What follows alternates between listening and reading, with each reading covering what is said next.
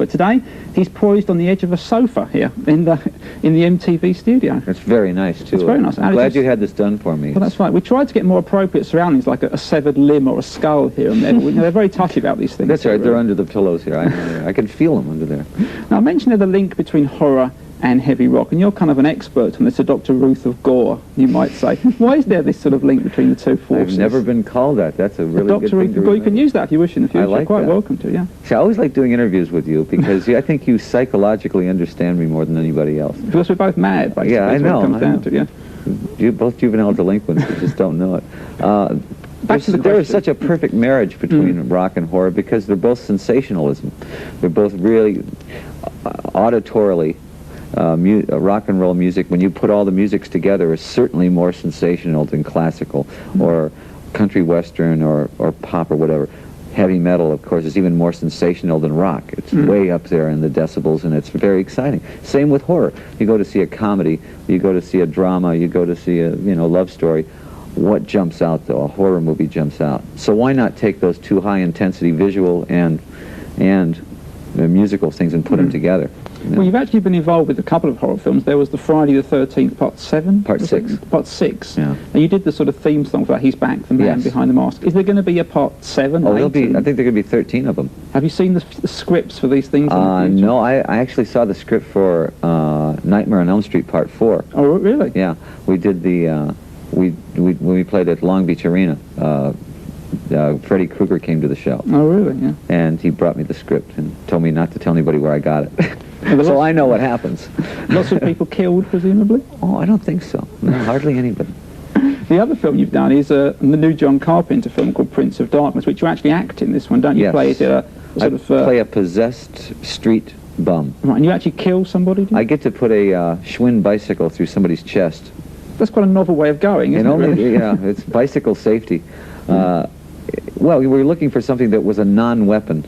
To me, the scariest things, if a knife and, things like that are all, those are normal things, but you find something that's not a normal weapon and make it into a weapon, and it makes it a lot more creative, I think, in film. And Carpenter's so good. I mean, he did Halloween and The Thing and some of the great, great movies. But, I think that the real stars of the new genre horror movies are the special effects, makeup, and directors.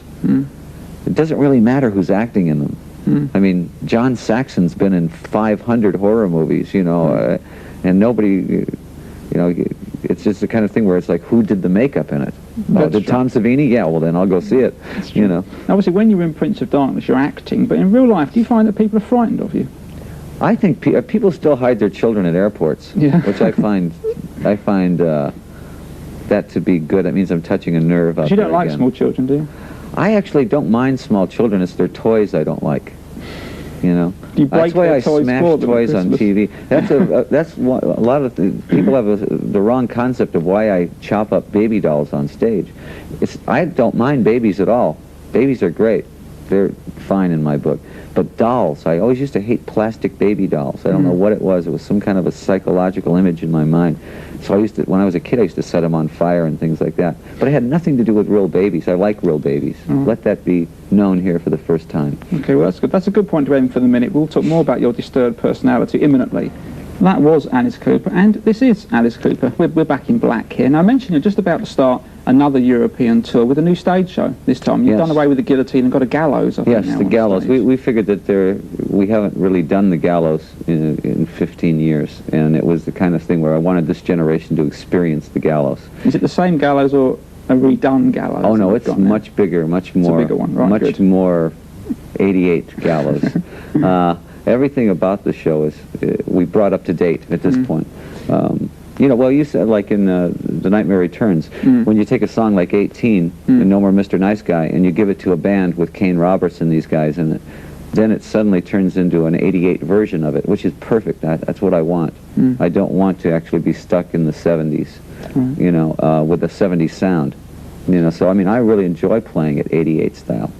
Is there a lot of danger involved in this stage? Because at one point, I think you actually stuck a sword through your leg, didn't you, on stage? Yes, it did. That was a lot of fun. But this show, every night when I do the gallows, I mean, it's the kind of thing where I'm 15 feet in the air, and there's a rope around my neck, and the floor drops open, you know, and so it better work every night. And there's no encore otherwise. Yeah, there's no. It's sort of like there's no experience like that. Every single night you're standing there and you're going, my hands are tied. I can't get out of this if I want to, so it better work.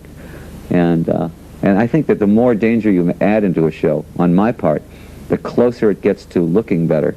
Like the guillotine, and only missed me by 8 inches. Now, I could have had it miss me by that much, and it would have looked okay. Missing me by that much, a little better. Missing by that much, you can sit there with a camera all day and with a stop action, and you'll never see it. You know, it'll look like I get my head cut off every time. So I think the little closer you get to danger, the better it is. And I think Alice likes it like that. Yeah. I'm not particularly fond of it, but Alice likes it like that. Would you say that anything you or that Alice does is in bad taste on stage? I would say that that depends on who's watching the show. If the Washington Wives are there, everything I do is in bad taste. They'd like to see your head be chopped off, probably. On stage. Oh, they would like to see that miss every night. But at the same time, I don't really think, I don't think it's in bad taste. But of course, I'm so used to it, you know, that nothing is in bad taste to me anymore. I think people that see it for the first time, depending on, just depending on where they're at, you know, we've been getting a lot of problems with the Chop, Chop, Chop and Gale and Roses on White Lace because people are screaming sexist. I don't think it's sexist to kill a vampire hooker. I thought it was always open season on a vampire hooker. She's not even a woman. It's a, you know, of course she is a woman, but I mean she is definitely a creature. But you have a song in the set called Only Women Bleed that's very pro-women. It's done from a woman's point I think of view. it is, you know. And in that song, she slaps me first. Of course, I slap her back, but I mean, Alice doesn't see, though. Alice is not very selective in his victims. To him, the victim's a victim. He doesn't care if it's male or female or what it is. If it's in his way and it's part of the show, then fair enough. Fair enough. Just about coming to the end of our time. One question I always wanted to ask you. Now, I mentioned before I was talking to Ted Nugent. I dread this because I know that you're very creative with these things. And he said to me, when he goes backstage, there's lots of mini-skirts in his dressing room. Now, do you get groupies backstage, or do you get sort of excavated corpses coming back to see you after the show? Much closer to the excavated corpses. The scene in Poltergeist in the swimming pool, you know, the things coming up out of the... that's close to what I get in my front row. But I would say, you know, it's different. In the United States, I would say we get 30% female and about 70% guy. Well, about 60%, and the 10% I don't know what they are. They're the ones that come backstage. Yeah, presumably. they're the ones that, no, they don't come, they crawl backstage. They go, and I go, good, that's my kind of guy. I don't know. We haven't played really like in Europe, over in Europe, in 10 years. So I don't know what the scene is over there now. All I want is who's ever in the audience to be screaming their head off, because that's the idea of the show. I want them to raise their fist and yell. I want them to be having a good time behind the whole thing, and I want them splattered in blood. And they want to be splattered in blood. Oh, they love it. Yeah, they go home. I always ask them, I say, what happens if you get stopped by the police on the way home and you're covered in blood? You know, and they just say, well, I just tell them I've been to see Alice Cooper, and they totally understand that.